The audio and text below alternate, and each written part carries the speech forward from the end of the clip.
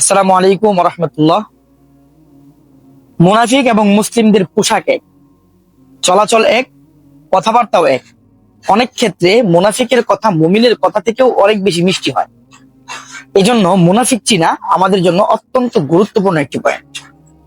মুনাফিকের আলামত গুলো নিয়ে আলোচনা করা, পর্যালোচনা করা এবং খুব খুঁটিয়ে খুঁটিয়ে দেখা যে আমার নিজের ভিতরে কি কোনোভাবে মনের অজান্তেই নেফাকের কোনো আলামত যুক্ত হয়ে গেল, তাহলে তো আমি ধ্বংস হয়ে যাব, আমার জন্য জাহান্নাম অবধারিত হয়ে যাবে। মনে রাখবেন, নিফাক হলো কুফরের অন্তর্ভুক্ত, বরঞ্চ মুনাফিক জাহান্নামের সর্বনিম্ন স্তরে থাকবে।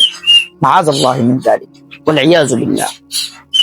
মুনাফিকদের আলামত সম্পর্কে রাসূলুল্লাহ সাল্লাল্লাহু আলাইহি ওয়াসাল্লাম অত্যন্ত পরিষ্কার রূপে বলে গেছেন, আয়াতুল মুনাফিকিনা সালাসাতুন ইযা হাদ্দাসা কাযাবা। মুনাফিকের আলামত হচ্ছে তিনটি। যখনই সে কোনো কথা বলে, সে কথার সাথে সত্যের সাথে মিথ্যার মিশ্রণ ঘটায়, মিথ্যে বলে, প্রচুর মিথ্যে কথা বলে। সাধারণ সাধারণ বিষয়ে কোনো কাজ নেই, মিথ্যা বললে কোনো ফায়দা হবে না, শুধু মানুষকে একটু হাসানোর জন্য মিথ্যে বলে ফেলে। মাআযাল্লাহি মিন যালিক। অথচ মিথ্যের ব্যাপারে বলা হয়েছে মিথ্যা হচ্ছে সমস্ত গুনাহের মূল।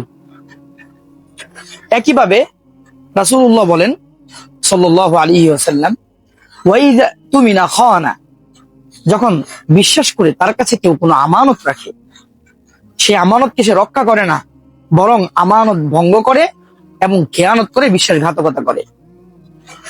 তৃতীয়ত রাসূল বলেন, ওয়াইযা ওয়া'আদা আখলাফা, কারো সাথে যখন কোনো প্রতিশ্রুতি দেয়, আমি তোমাকে এটা দিব, অমুক তারিখে এটা পরিশোধ করব, অথবা সেখানে তোমার সাথে আমার দেখা হবে, কোনো প্রতিশ্রুতি কোনো ওজোর ছাড়া সে প্রতিশ্রুতিগুলোকে ভঙ্গ করে, প্রতিশ্রুতিগুলোকে রক্ষা করে না। এ হচ্ছে মুনাফিকের প্রসিদ্ধ তিনটি আলামত। এছাড়াও কোরআনে আরো ভয়ঙ্কর কিছু আলামত এসেছে যেগুলো আমাদের মাঝে প্রতিনিয়ত আমরা লক্ষ্য করি। যেমন আল্লাহ সুবহানাহু ওয়া তাআলা সূরাতুন নিসায়ের 142তম আয়াতে বলেন, ওয়াইযা কামু ইলা সলাতি কামু কুসালা ইউরাউনান নাস ওয়া লা ইয়াযকুরুনাল্লাহা ইল্লা কালিলা। নামাজের সময় যখন হয়, নামাজ পড়ার যখন মাওকা আসে, তখনই দেখা যায় তাদের যত অলসতা, দুনিয়ার সামান্য কিছু উপার্জন করার জন্য দৌড় ঝাঁপের শেষ নেই, মাথার ঘাম পায়ে ফেলছে, অথচ নামাজের সময় তার অলসতা চলে এসেছে, শরীর আর যেন চলে না, নামাজের যেন দাঁড়াতেই মন চায় না, দাঁড়ালেও যেন এক পায়ে ভর দিয়ে অথবা গাফলতি নিয়ে, উদাসীনতা নিয়ে।